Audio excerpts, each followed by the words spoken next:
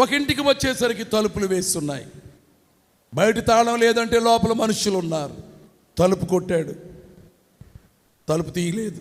మరలా కొట్టాడు, తలుపు తీయలేదు. చిన్నపిల్లవాడు కదా, ఇంట్లో ఉన్నారు కానీ తలుపు కొడితే రాలేదు, ఎందుకు వెళ్ళిపోదామనుకోకుండా చిన్నపిల్లలు ఏం చేస్తారు, గట్టిగా కొడతారు. తీసే వరకు గట్టిగా కొడతారు. మన పిల్లలు, మనం ఒక్క నిమిషం లేట్ అయితే ఊరుకుంటారా? ఇంకా గట్టిగా కొడతారు.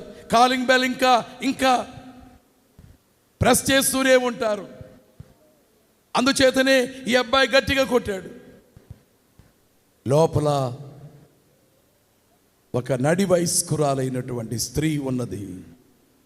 ఆమె జీవితంపై విరక్తి చెంది ఆత్మహత్య చేసుకోవాలని ఉరిత్రాడు కట్టుకొని బల్లపైకెక్కి మెడలో ఆ త్రాడు వేసుకుని బల్లను కాలితో త్రోసివేస్తే ఆధారం ఉండదు.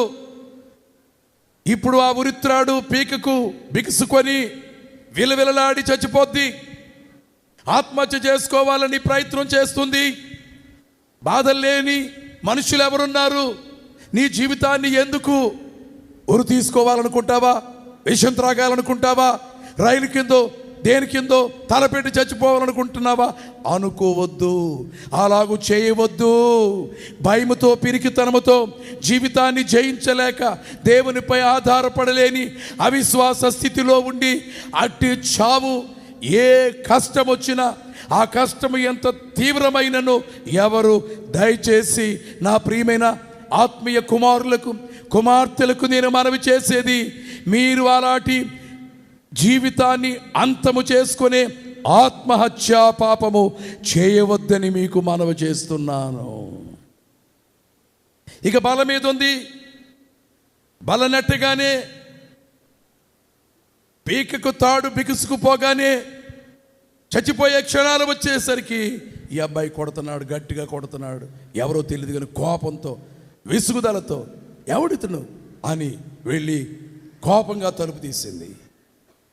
14 సంవత్సరాల పిల్లవాడు. ఏమిటి అంది. ఆంటీ ఏమీ లేదంటీ, ఈ పత్రిక తీసుకోండి అని ఇచ్చేసి వెళ్ళిపోయాడంతే నవ్వుకుంటూ. ఆంటీ ఈ పత్రిక చదువుకోండి అంటూ వెళ్ళిపోయాడంతే. ఒకసారి ఇటు అటు తిరిగేసి చూచింది. సరిగ్గా అందులో ఏం మాటలు ఉన్నవంటే, ఇలాంటి కష్టములో శ్రమలో జీవితాన్ని అంతం చేసుకోవాలనేటువంటి తలంపులతో ఉన్న వారికి యేసు ప్రభు చెప్పిన సమాధానకరమైన ఆదరణ కలిగించే మాటలు ఆ చిన్న పత్రికలో ఉన్నవి. ఆ పత్రిక చదువుకొని అక్కడే మోకాళ్ళుని ఆ పిల్లవాడిని దేవుడే నా దగ్గరికి పంపించాడు.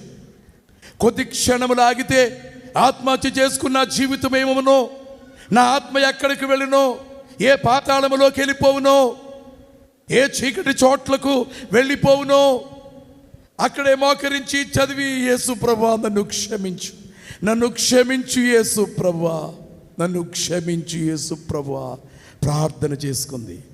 మరుసటి రోజు ఉదయం ఆదివారం ఆరాధన దినం, గొప్ప చర్చి వారి సంఘం ఆ చర్చిలో కూడుకొని దేవదూతల్లా పాటలు పాడి బోధకుడు దేవుని వాక్య వర్తమానాన్ని అందించే చోటు.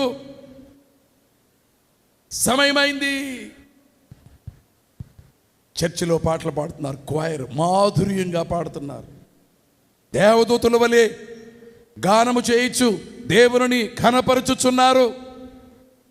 సరిగ్గా ఈ పాటలు పాడుతూ ఉంటే, ఈ పాటలు పాడే వారిలో మొదటి వరుసలో రాత్రి ఆత్మహత్య చేసుకోవాలనుకున్నటువంటి కుమార్తె వారిలో ఒక్కరై ముందు వరుసలో నిలబడి పాటలు పాడుతూ ఉంది. మరణాత